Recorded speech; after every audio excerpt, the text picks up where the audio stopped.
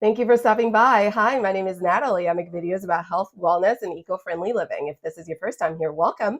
I drop videos every week, generally on Monday, so go ahead and hit that subscribe button if you're into this sort of content. Today, I'm talking about how to build self-confidence as a person living with a chronic illness. When you go from being a very high-achieving, very super busy and outgoing person to being someone who is now living with a chronic illness, the quality of your life drastically changes, okay?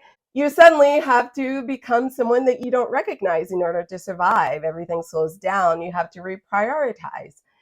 Sometimes your image changes, your weight changes, the way your face is framed changes, the way you used to function changes. A lot of things change. Your entire life is no longer the same. And that can leave you feeling not only depleted, but it can also leave you psychologically feeling low, feeling like you're a shell of yourself and feeling like you're just not worthy, because you're not as good as you were and you're not good enough now. And now you're diminished, you're lacking, you're smaller. So that's what this conversation is about. How do we get back to regaining our confidence when we are living with a chronic illness and we have to deal with all these other things that most people don't have to deal with? Thank you. One of the main things that I do to build my confidence back, and don't get it twisted, when I was first diagnosed with lupus, I was not in a good place at all. Honestly, I would say it took me like 2 years to 2 years and a half to get to a place where I felt like myself again, where I felt like, okay, so this is like not good, right? This is a blow. This is a hurdle, an obstacle, but it's not the end of the world. We can work with this and still turn this into something amazing. So let's go. But that took guts, that took confidence, and that took some healing. So in order to regain my confidence, the first thing that I did was prioritize my healing. I really struggled with being somebody that used to work out, 6 days a week, somebody that used to be overachiever type person, often working multiple jobs. Like I've been taking care of myself financially since I was 16 years old. I'm that kind of person. I'm independent. I'm strong. I go for what I want. I don't take any bullshit. It is what it is. I've always been that. So suddenly now I wasn't someone that had all that energy. I wasn't someone that could just get up and go and do all these things. And that was very, very damaging.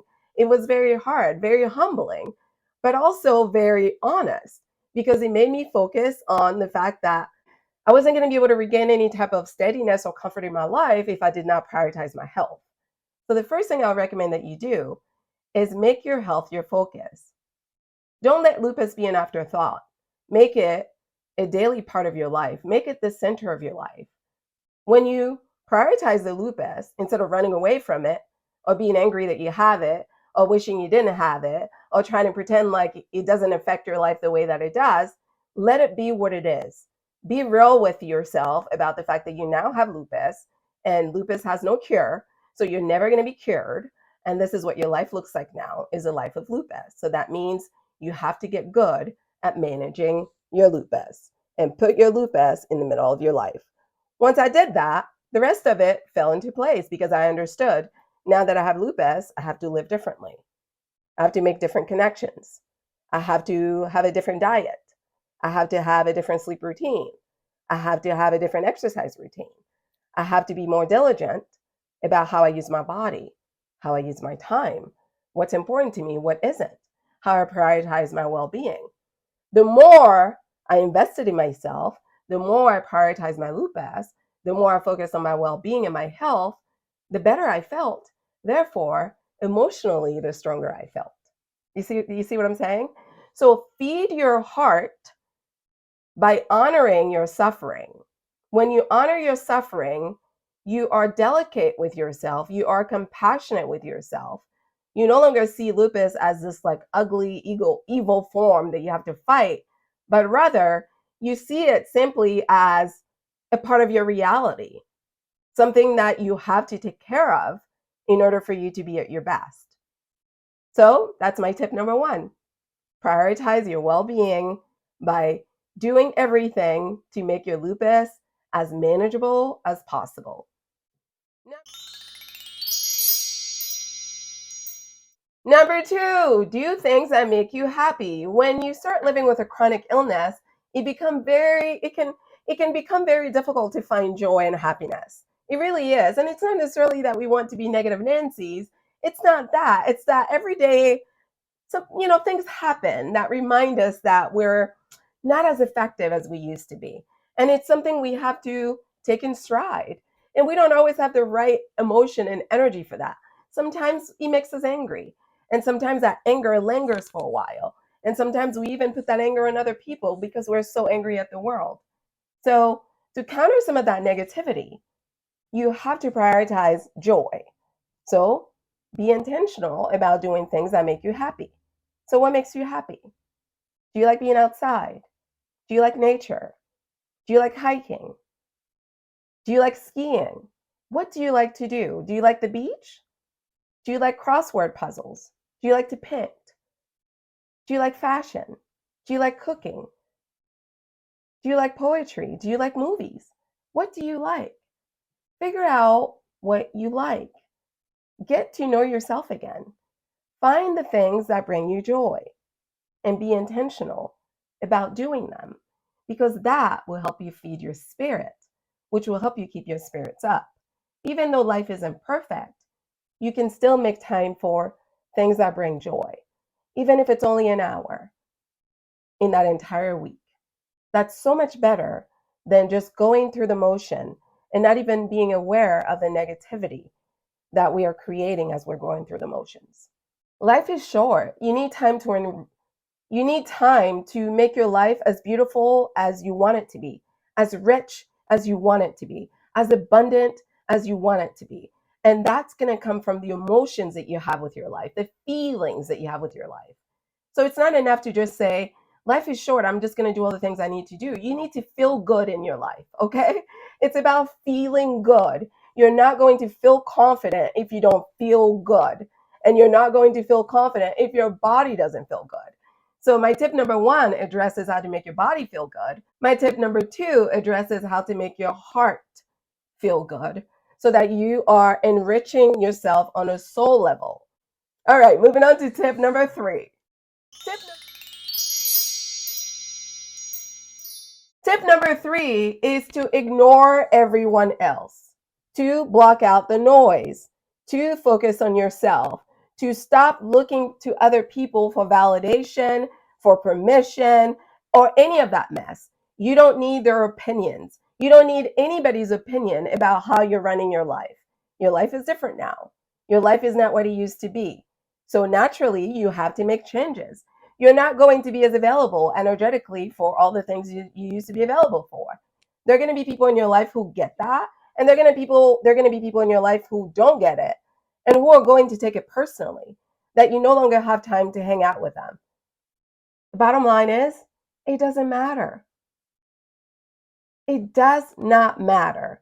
The only thing that matters is what it is that you need to do so you can stay alive in the very best condition possible with the most joyous heart possible so your life can be fulfilling.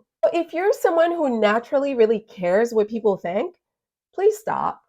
Please work on how to care less, or please work on how to not care at all. I'm so grateful that I was raised by a mom who really doesn't give a shit. Like, my mom is so hard, like, so hard, like, really doesn't really give a shit about anything. If she wants something, she goes for it.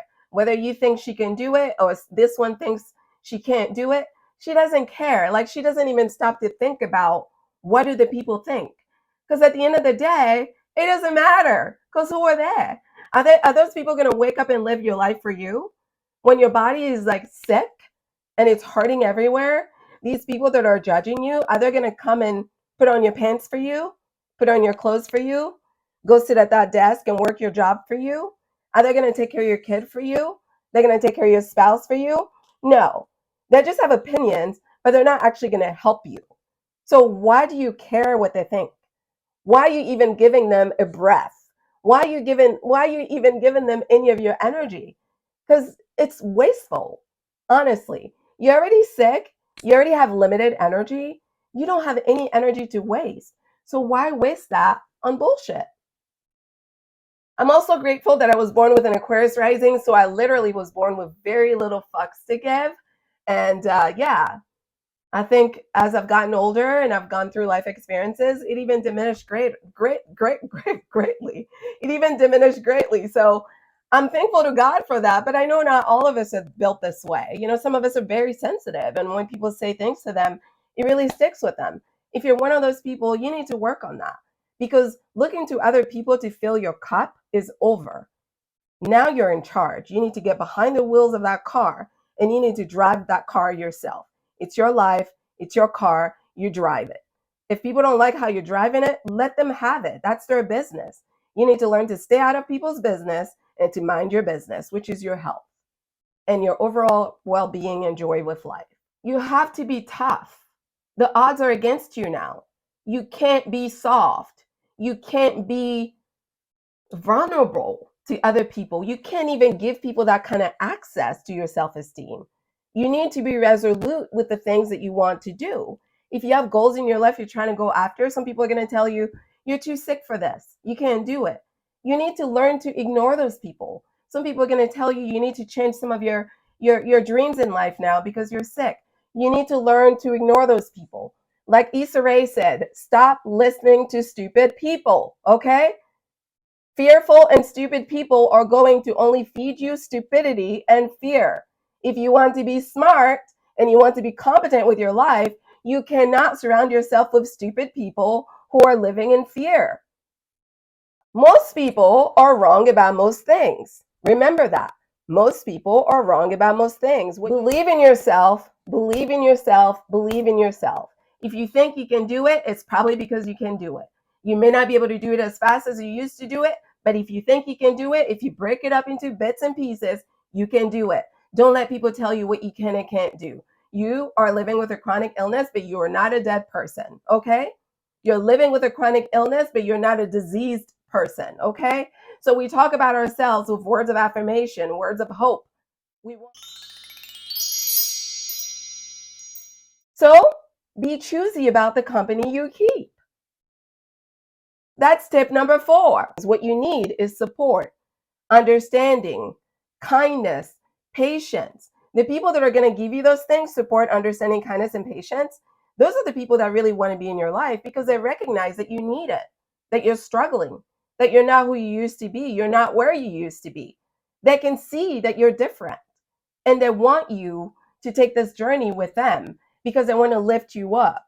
The people that want to tear you down or that want to judge you because you're not like you used to be are no longer your people. You have to let them go. You have to join a circle, a group of people that are going to be more loving and compassionate towards your suffering. We want hope. We don't want judgment and criticism. So if you're surrounded by energies of people that are not giving you that positive vibe, that encouraging vibe, that are not lifting you up, then you need to remove yourself from that energy and create a circle of people that will provide you that support. Naturally, you too will provide them that same support, which lends me to my last point, which is to join lupus groups. If you haven't done so already, because only lupus patients will know exactly what you're going through. And believe it or not, there are lots of people living with lupus that are doing amazing things in this world. Everybody thinks it can't be done until you're the first person to do it. So do not give up on yourself. Do not listen to stupid people. Do not listen to fearful people. Trust your heart, feed your soul, and keep moving forward. All right? So those are my tips on how to build your self-confidence as a person living with lupus. This is part 1 of a series. I have other videos coming up, so stay tuned for part 2. Thank you so much for watching. I hope that you liked this video. If you did, make sure to hit the like button and don't forget to subscribe for videos like this every week. You can follow me on social media. If you're into fashion content, like I am, I have an Instagram account called StyledUnder25 where you can watch all of my fashion stuff. I also have a second YouTube channel for my fashion content called Styled Under that you can follow. You can also follow me on Facebook. I have a Facebook page called Styled Under. If you're looking to shop any of my secondhand fashion pieces, they're mainly fashion accessories, you can find them at styledunder.com. All right, love you guys. Thanks so much for watching. And as always, take care of yourselves. Until next time, bye-bye.